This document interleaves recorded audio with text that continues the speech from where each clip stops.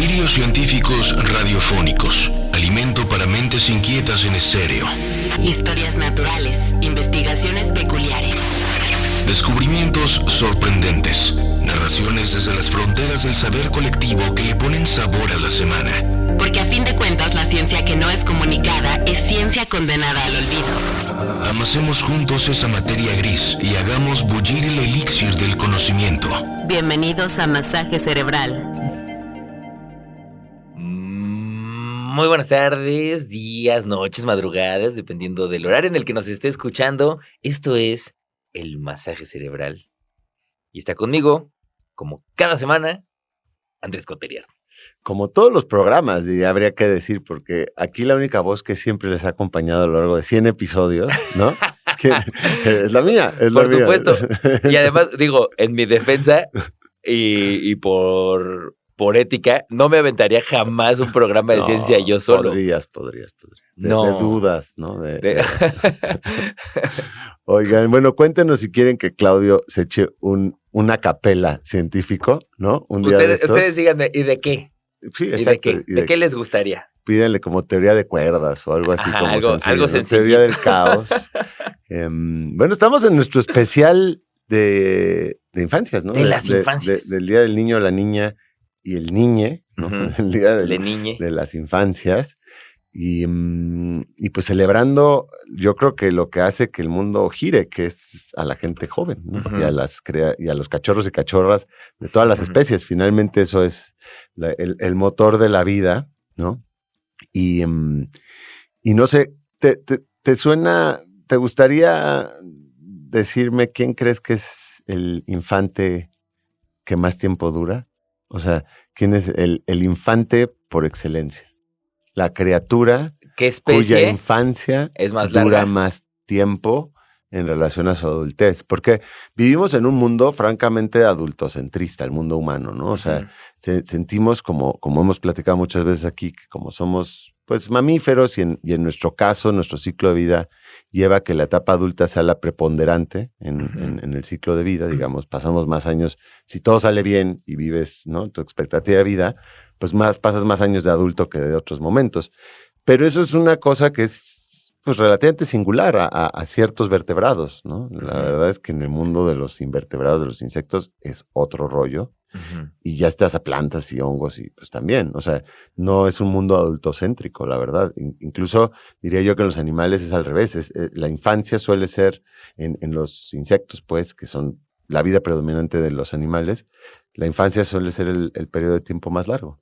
Entonces son infantocentristas en todo caso. O sea, luego el adulto, pues nada más es así como una estrategia reproductiva que dura unos cuantos días. Uh-huh. Y piensa también en los árboles, en las, digamos, o bueno, más que los árboles, en los hongos, pues lo que llamamos champiñones, el esporoma, es la digamos, estructura reproductiva, que también dura así un momentito, ¿no? Mientras el hongo lleva pues creciendo y viviendo bajo tierra o dentro de un árbol mucho tiempo más.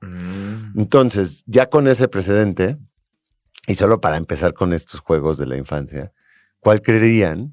Pues lo abrir a plural para que ahorita nos cuentes con quién vamos a estar dialogando y que también pueda participar, que es el infante por excelencia. Fíjate que yo estaba pensando, antes de que dieras toda esta introducción, en el ser humano, porque la mayoría de los... Somos niños, o sea, soy un niñote. Bueno, digo, nosotros somos unos niñotes, tú y yo en particular, pero estaba pensando en cómo las especies se separan de sus madres muy pronto, ¿no? Los simios, los perros, okay. O sea, como que pasan un ratito, ya saben cazar o algo y ya chao, sí, ¿no? Sí. Y entonces yo pensaba que pues nosotros, yo no sé si ustedes tengan parientes que vivan con sus padres a los 40, yo sí sé de algunos. Claro. Que eso no es la infancia, ¿no? Pero se parece. Pero se parece. No, porque la infancia es hasta los 12, ¿no? O sea, es por los cambios sexuales secundarios, ajá. ¿no? Pero o sea, en cuando efecto, llega la pubertad. Te puedes comportar como infante. Pero estaba pensando también, aquí hemos hablado alguna vez del eterno adolescente que era el ajolote, ajá, ¿no? Que el bistoma mexicano, ajá, sí. Pero ese no es infancia, o sea, es un adolescente. Oh, no, más bien es una larva. Sí.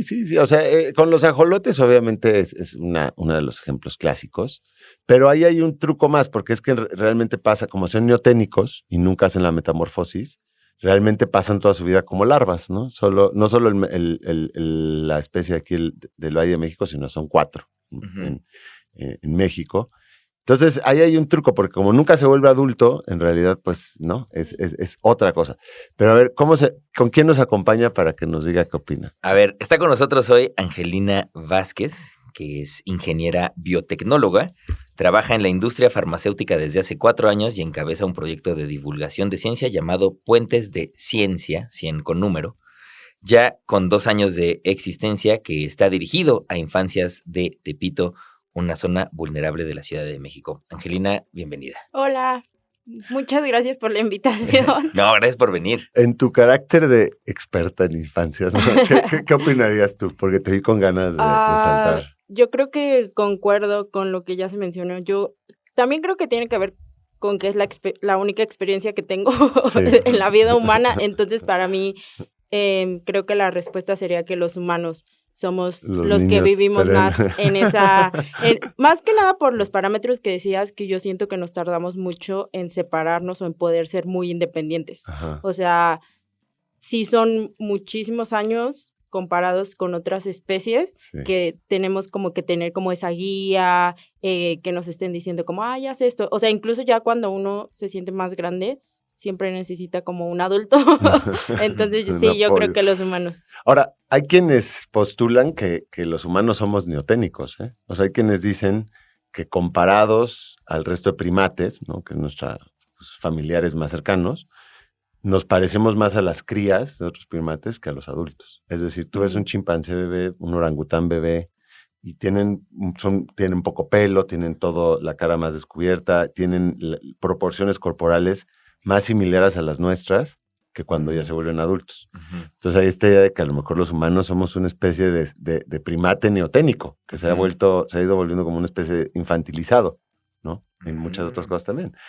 Entonces, por ahí suena bien.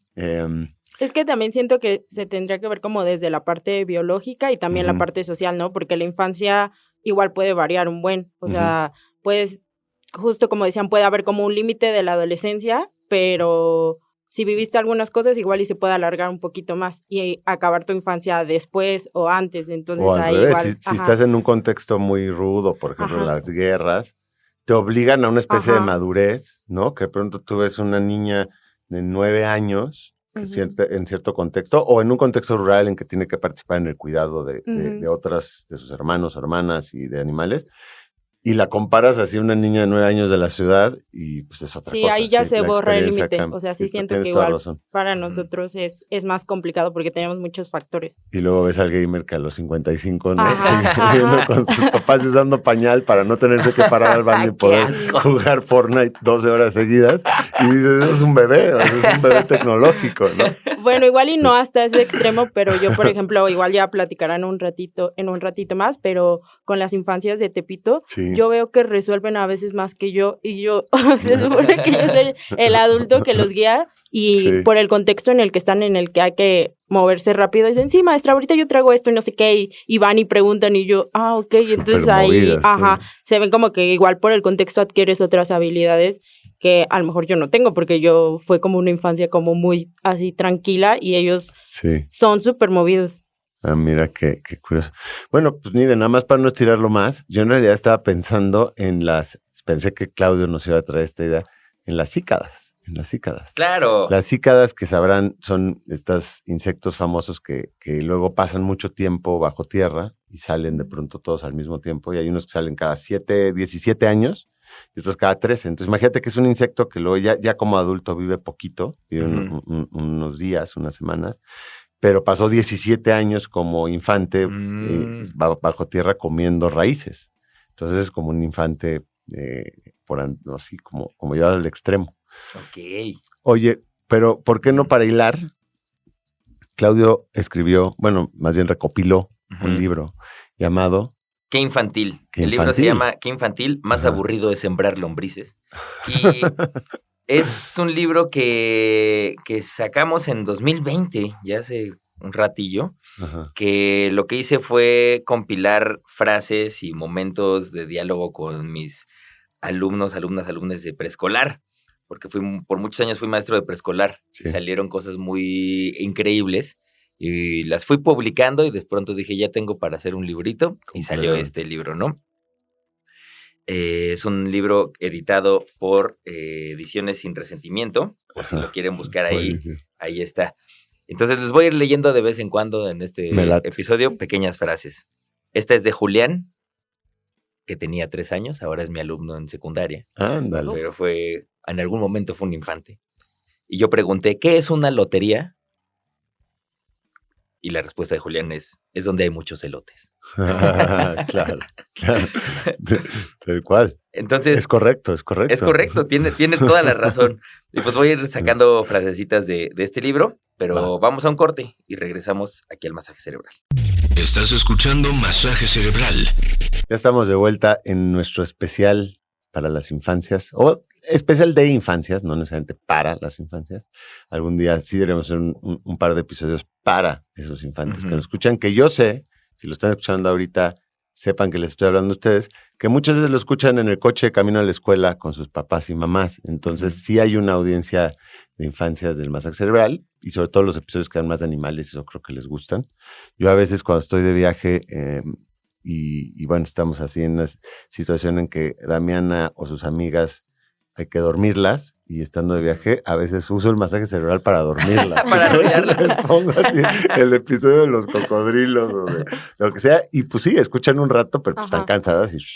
Entonces, bueno, para eso sirve también hacer un podcast, ¿no? Para arrullar para infancias. que se queden en el subconsciente y después ya sepan cosas. Exacto. Pero bueno, Angelina, ahora sí, pues podemos también empezar a hablar del proyecto de que llevas de Puentes de Ciencia allá en Tepito, que me parece muy, muy importante. Siempre hacer cosas de ciencia para infantes, ¿no? Y generar pensamiento crítico y de una manera no didáctica, vaya. Me parece importante, pero más aún sacándolo, pues, digamos, de los espacios convencionales. A contextos más necesarios, ¿no? Sí, bueno, llevo casi 2 años con el proyecto de Puentes de Ciencia, que es un proyecto de divulgación de ciencia en Tepito, en 2 lugares. Uno es un foro que está en medio del Tianguis y el otro es una casa para niñas, Casa Las Mercedes. Los dos están muy cerca del Metro Tepito y justamente lo que hacemos es lo que comentas, es sacar algunos conceptos de ciencia para esos espacios y compartirlos con las infancias de ahí. Apenas vamos construyendo el poder tratar temas cada vez más complejos, porque también creo que es algo que no se habla tanto, que en esos espacios necesitas mucha constancia. Claro. No puedes llegar un día e intentar hablarles de cosas muy complicadas, no porque no lo entiendan, sino porque es el entender conceptos más complejos necesita que ellos tengan una familiaridad con las cosas. Claro. Entonces, lo que hemos estado haciendo es que empezamos con cosas simples, llamativas, y ahí lo vamos turnando en un espacio de aprendizaje libre. Los talleres que doy, ningún niño se une obligado, y creo que a mí eso me parece muy chido, claro. Porque, pues sí, o sea, nadie los está presionando y tampoco es como que les digamos que al final tienen que rendir en una evaluación o algo así, tampoco se hace. Sí, y también eso ayuda mucho a que cada niño aprenda lo que tiene que aprender o lo que quiere aprender de acuerdo a sus habilidades, ¿no? Entonces, vamos haciendo slime, que es lo más famoso, o sea, es con lo que los atrapas.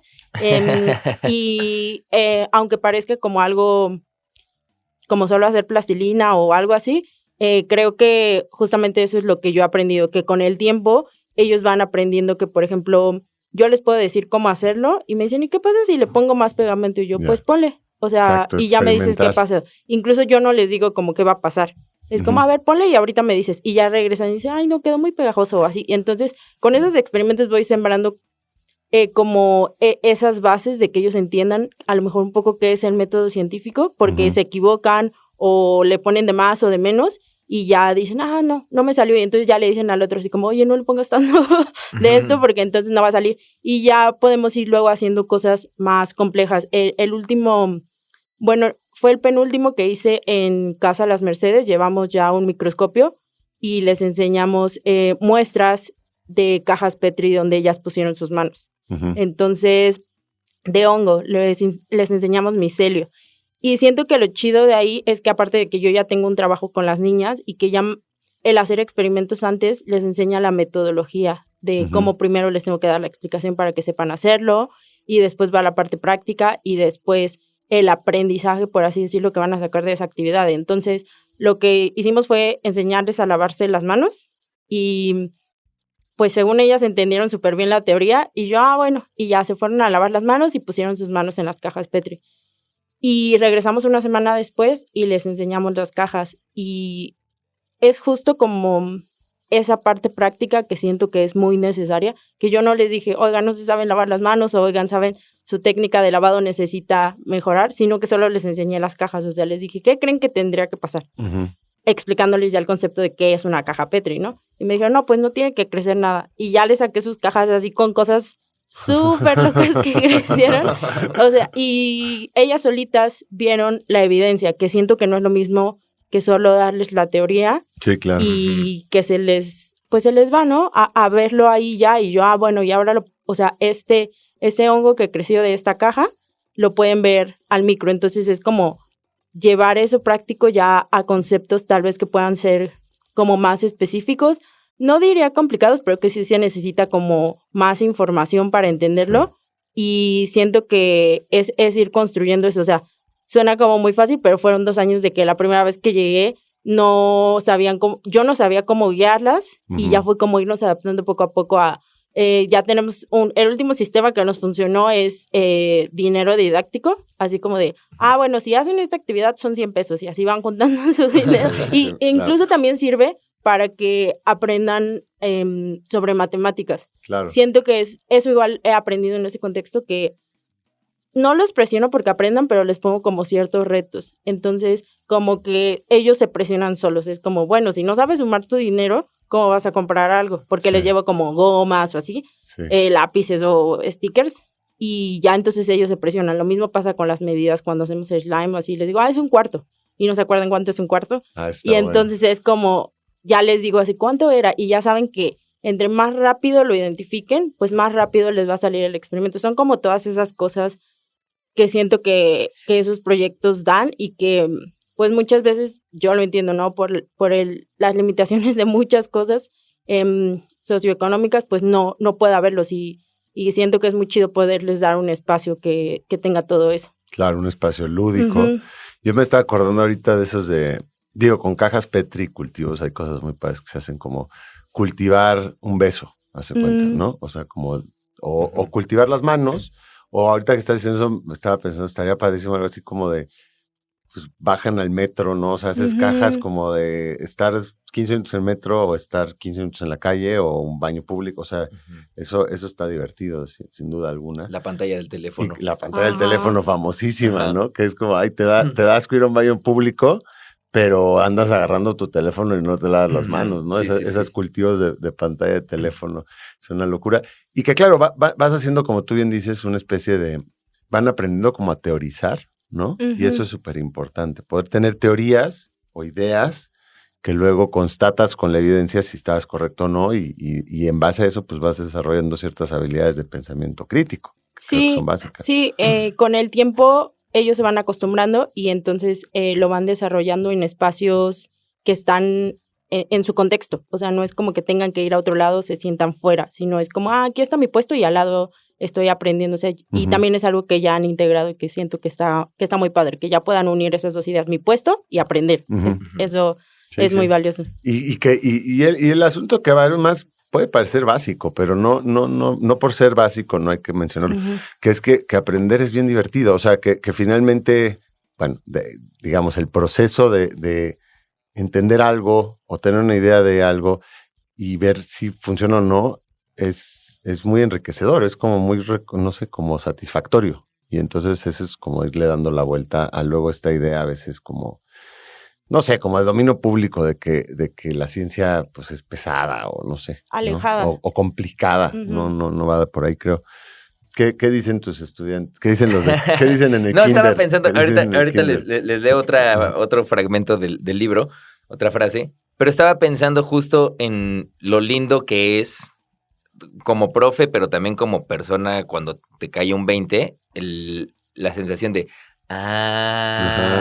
o sea, esa sensación es súper chida. Sí, o sea, cuando lo estás haciendo como profe, dices, ya le cayó el 20 a uno, ya gané, ¿no? El momento eureka. El momento eureka. Pero cuando cualquier persona le cae un 20, ya sea niño o adulto, y adquiere un conocimiento nuevo, es súper bonito. O sea, si hay una respuesta hasta a nivel, no sé si de endorfinas, que te hace sentir bien. O sea, dices, mira, no estoy tan güey. O sea, como que eso es reconfortante. Totalmente. Entonces, el conocimiento, pues, siempre tiene una llegada más, ¿no? Además de la finalidad de adquirirlo.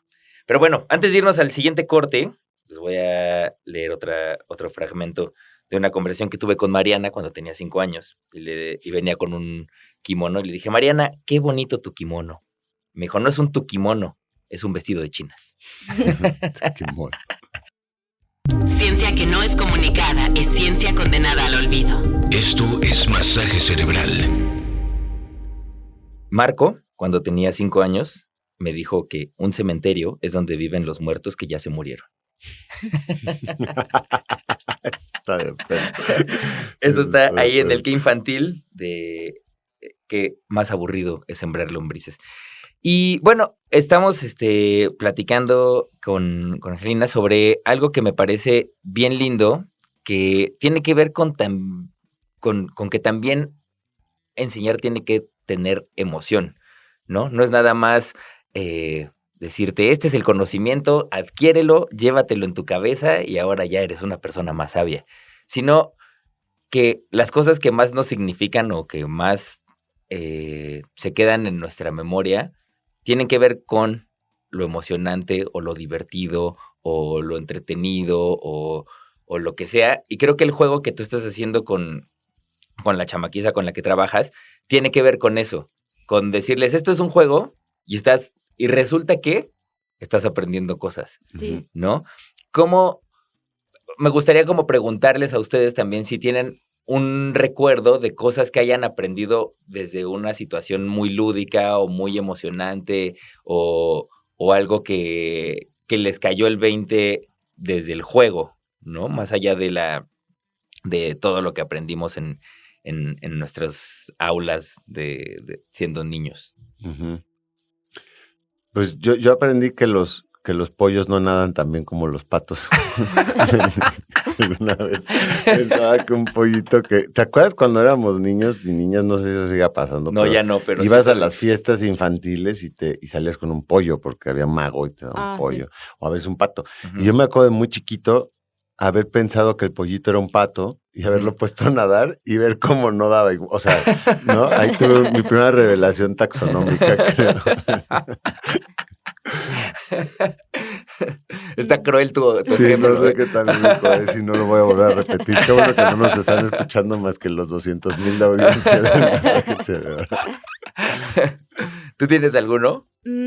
Yo creo que recuerdo mucho las tablas de multiplicar con una lotería en la primaria. O sea, siento que esa competitividad, sacarla ahí, está súper chida. Porque justamente nos daban un letrero con, bueno, ese cosita con los números, y entonces el profesor decía 7 por 8, y entonces si tú no te la sabías, pues ya perdías el número. Eso está bueno.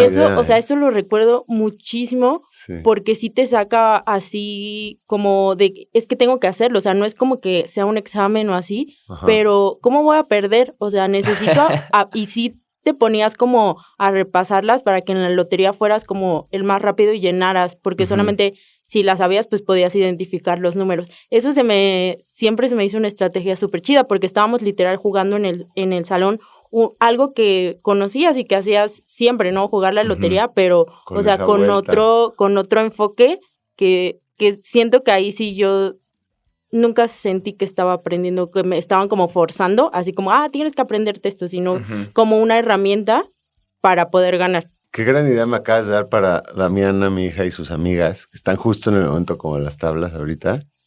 Y que bueno, a base de repetición, pues es la... Pero esto, ahora que ya medio se la saben, está buenísimo para ponerlo a echar a andar. Y ya si me apuran, también voy a hacer luego una, eso es más para biólogos, ¿no? Una lotería con especies, nombres científicos, ¿no? Entonces dice así como tilacinto, como decíamos en otro, ¿no? O yo qué sé, oropéndola mexicana, y tú solo tienes la foto y tienes que... Taxonomía, ¿no? Una lotería taxonómica. Aunque también siento que esas como herramientas que te enganchan cambian con las generaciones. Sí, Yo claro. eso lo he notado muchísimo. Lo que a mí me ha funcionado mucho es ponerlos a grabar TikToks. O Claro, sea, me sorprendió muchísimo cómo los engancha eso y cómo se aprenden las cosas. Nos donaron unos micrófonos, así como de influencer, así chiquitos. Entonces los llevo y les explico como el fundamento del experimento y les digo, ay, ahora vamos a grabar un TikTok. Y cambian, o sea, cambian totalmente. Exacto, así sí. como de, hola a todos. O sea, les pongo el micrófono, hola a todos amigos que están en su casa. Por si no tienen una maestra de ciencias, pues en su casa tienen que conseguir esto y esto para hacer su experimento. O sea, y le digo, ay, ¿qué más? ¿Cómo funciona? Y así, y ellos solitos como que van sacando eso. Siento que es una herramienta que si bueno, al menos a mí me hubieran puesto, o sea, hubiera sido como, no, o sea, no me voy a poner a hablar así. Toda la razón. Además, es muy curioso porque hoy por hoy estaba justo pensando, digo, yo tengo una ventana hacia los 8 años y un poquito antes de los últimos años, y todas y todos saben que es un TikTok. O sea, aunque no los vean necesariamente contigo, en el ambiente cultural ya está ahí, ¿no? Entonces es chistoso. Sí, es un motivante muy, muy fuerte, porque justamente cuando yo empecé el proyecto, solo creé el perfil de TikTok y ya lo subía, pero nunca como para ganar seguidores y así, hasta que una vez me dijeron, ¿cuántos seguidores tenemos en TikTok, maestra? Y yo, y solo teníamos así de que 3, y yo, 3, y me dijeron, ay, y ya me puse como a conseguir más seguidores y ya cada vez les digo así, ay, ahora tenemos 700 y todos, ay, qué padre. Ahora tenemos 30 millones. Pero sí es como una motivación para ellos, o sea, ver los TikToks y decir, ay, esto lo hice yo y así. O sea, sí siento que cambian. Y justo lo que mencionabas de las emociones, siento que eso en un futuro, más allá de lo que aprendieron, se guarda como ese sentimiento de que hicieron algo que trasciende en sus parámetros de esta generación. Claro. Oye, ¿cómo fue que tú te empezaste a acercar ahí? O sea, como esto de puentes de ciencia, digo, tengo muchas preguntas específicas, pero ¿y cómo funcionas los fines de semana? ¿Cómo llevas tú esto ahí? Pues en el foro Martes de Arte en Tepito, estamos 2 o 3 domingos al mes, de 2 a 4 de la tarde. Ajá. Y en Casa Las Mercedes vamos generalmente el último viernes del mes. Okay. En Casa Las Mercedes es un poco más complicado por los horarios y así, pero en el foro estamos los domingos. Y pues empezó por una iniciativa justamente de que, pues yo estudié biotecnología, entonces siento que desde que estudias biotecnología ya haces divulgación de la ciencia porque nadie sabe qué es, ¿no? Ni tus papás. Entonces, a cada persona le tenía que explicar qué era. Entonces, como que siempre se te queda como esa semillita de que es algo muy alejado. O sea, que la ciencia es algo que la gente no ubica, la gente que no está en un ambiente universitario o académico. Entonces, ya fue que busqué espacios también que no fueran como tan en la zona donde ya hay actividades, porque la Ciudad de México tiene actividades impresionantes de divulgación de la ciencia, pero pues están en espacios pues ya muy específicos, museos, universidades, y no toda la población puede acceder a ello. Entonces intenté buscar espacios donde justamente hubiera como estas limitaciones. En el tianguis, pues, es muy difícil que los cuidadores los lleven porque es dejar de vender. Y dejar de vender, pues, significa dejar de percibir dinero. Claro. Y, pues, tú no sabes para qué lo van a ocupar.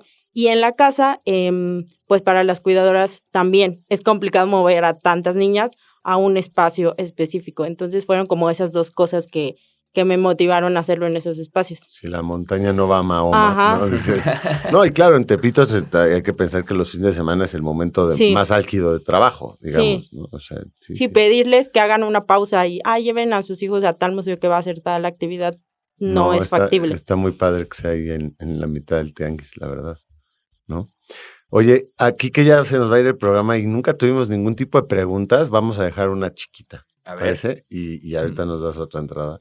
No es una pregunta, es más lo podemos discutir, pero yo no lo sé. Y lo estaba pensando, infancias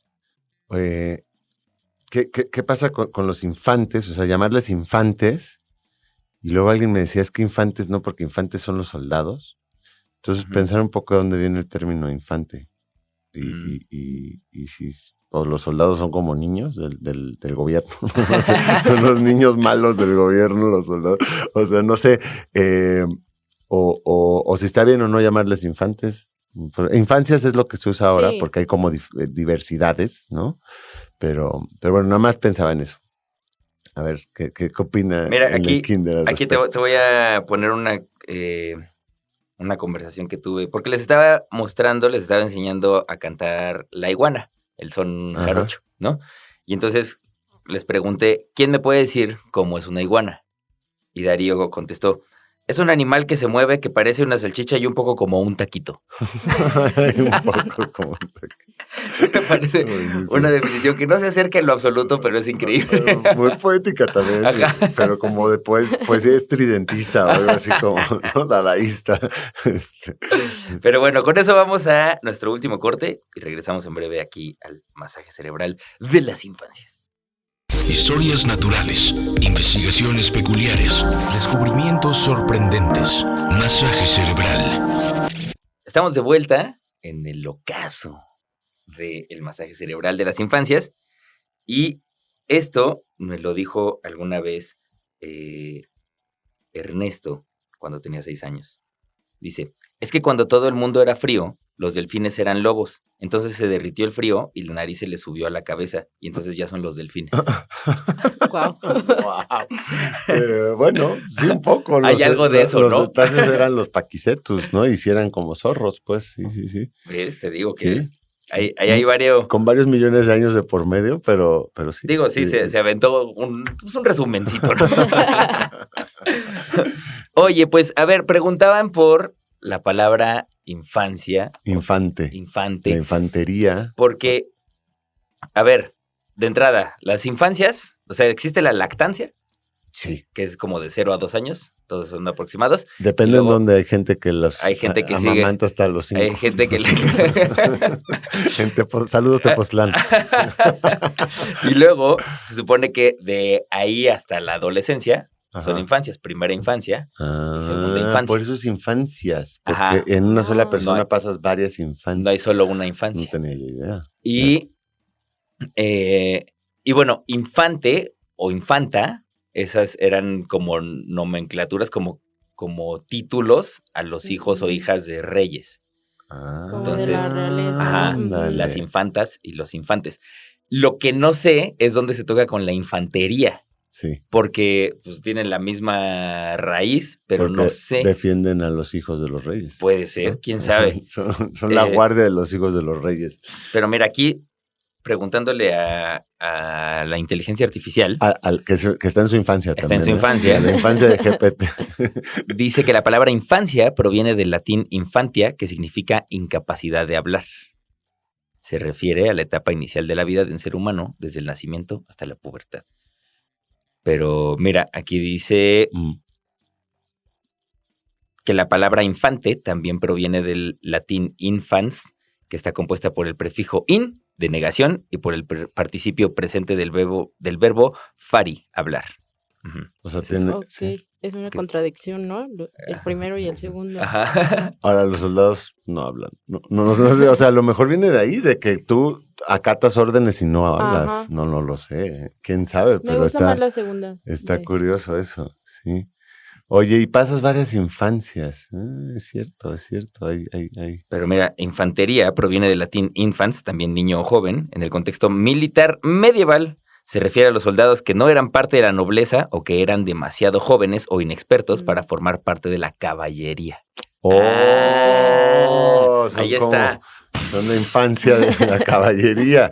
Claro, la infancia de la caballería, ¿no? O sea, Y acabamos de tener un momento como el que mencionábamos al principio en el bloque 1, ¿no? Donde entiendes algo. Ya entendí. Gracias, ChatGPT.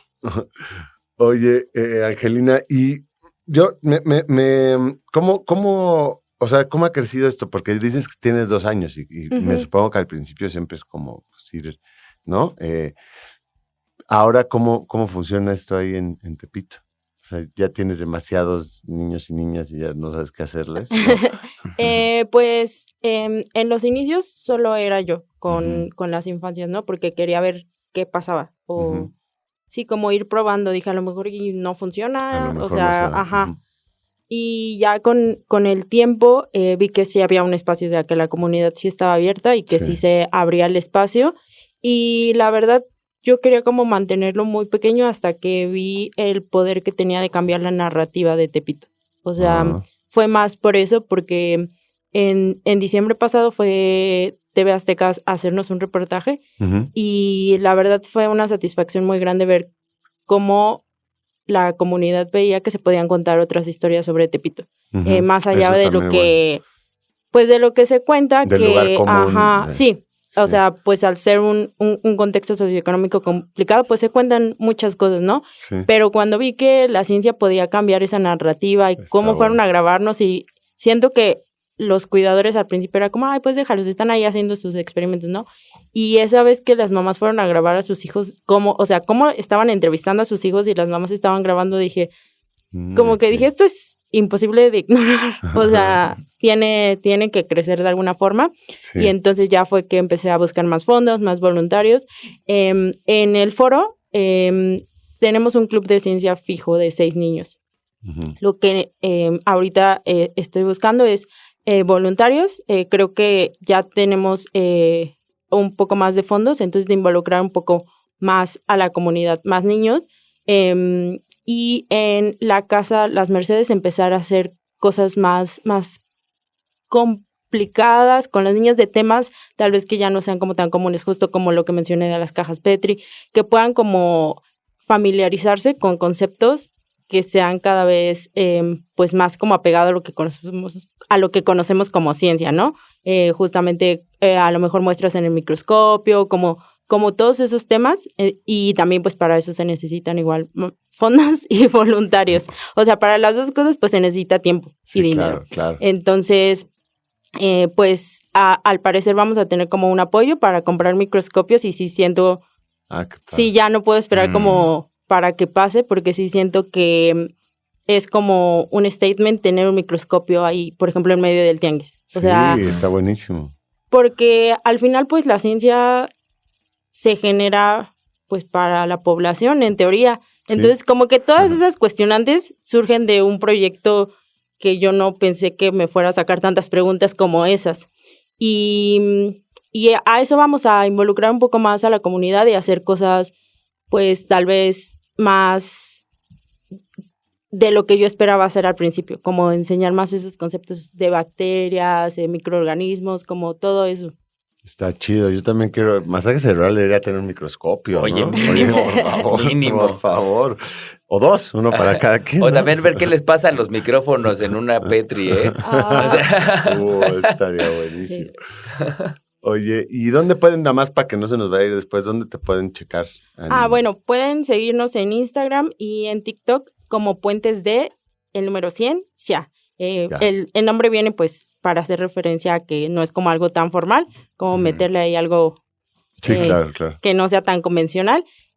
Y ahí pueden encontrar distintas formas de contribuir, ya sea con donaciones, con su tiempo, compartiendo. También siento que el seguirnos en redes y compartir nuestro contenido o lo que subo va un poquito sumando a lo que mencioné de cambiar las narrativas sobre Tepito. O sea, que se sepa que en Tepito hay otros proyectos haciéndose, muchas cosas pasando, no solamente lo que se sabe, sino que hay una comunidad chida ahí, porque no solo soy yo, son muchos más proyectos que están, por ejemplo, en ese mismo foro, y que el compartirlo y el incluso saberlo cambia narrativas que tenemos sobre esos puntos. Okay. Qué chido, qué interesante y qué lindo. La neta, yo te felicito por el trabajo porque Gracias. Me parece que es una chulada. Y pues a seguirles en redes para ver también qué es lo que están haciendo. Porque además esto detona, ¿no? Luego que otras personas que a lo mejor no son de la ciudad también hay muchas zonas que requieren, hagan un trabajo similar y que puede ser de ciencia o no. O sea, hay muchas cosas se pueden hacer que muchas pueden ocurrir, cosas, ¿no? Sí. Científicos Anónimos tenemos en algunas de las verticales se hacen talleres, sobre todo como partiendo de para infancias. En Querétaro, por ejemplo, cada tanto lo hacen. Acá hemos hecho, pero bueno, siempre te rebasa un poco la vida, pero bueno, ahí también para que le echen un ojo a las redes de Sociedad de Científicos Anónimos, que siempre me acuerdo que se me olvida decirles cuáles son los siguientes eventos. Si están escuchando esto así cuando subió podcast o en la radio porque es Día de las Infancias, nos vemos el 3 de mayo en Cuernavaca. Vamos a ir en Cuernavaca a presentar el Sensacional de Literatura Mexicana, pues para todos esos niños y niñas eternos, ¿no? Que quieran acompañarnos, díganles a sus amigos, amigas. Y luego el 30 y 31 de mayo vamos a estar en Jalapa. Vamos a ir hay un festival de libro de la Universidad Veracruzana y vamos a estar ahí varios días presentando varios diferentes libros y también nos podemos ver en Jalapa. Y justo antes de irnos a Jalapa, el 21 de mayo, tenemos un evento muy grande aquí en Ciudad de México con la gente de Isla Urbana. Eso es en el Huerto Roma Verde y es el Festival Tlalocan, que es el Festival de la Lluvia. Y vamos a estar dándole pues ahí un formato diferente, es como un pechacucho, o sea, son como charlas más cortitas, muchas seguidas, que este año tendrán un poco la idea como de la producción de alimento alternativa, más sustentable, y bueno, la captación de lluvia y demás problemáticas, ¿no? Entonces ahí quedan abiertas las invitaciones, todo gratuito. Abierto a niños y niñas, por supuesto, también, ¿no? No solo cuarentones que iban con sus papás. Pues ahí está. Con eso cerramos, Angelina. Muchísimas gracias por haber venido al Masaje Cerebral con nosotros. Muchísimas gracias, Andrés Cota. Y cierro con una frase de Hugo, que cuando tenía 5 años me explicó que era una vela. Ajá. Y decía, una vela es la que sujeta el fuego. Ay, qué bonito. Chulada. Pues ahí está. Nos escuchamos en el próximo Masaje Cerebral. Esto fue todo el Masaje Cerebral por hoy. En la siguiente emisión continuaremos alimentando las mentes inquietas de la radio pública A través de Reactor.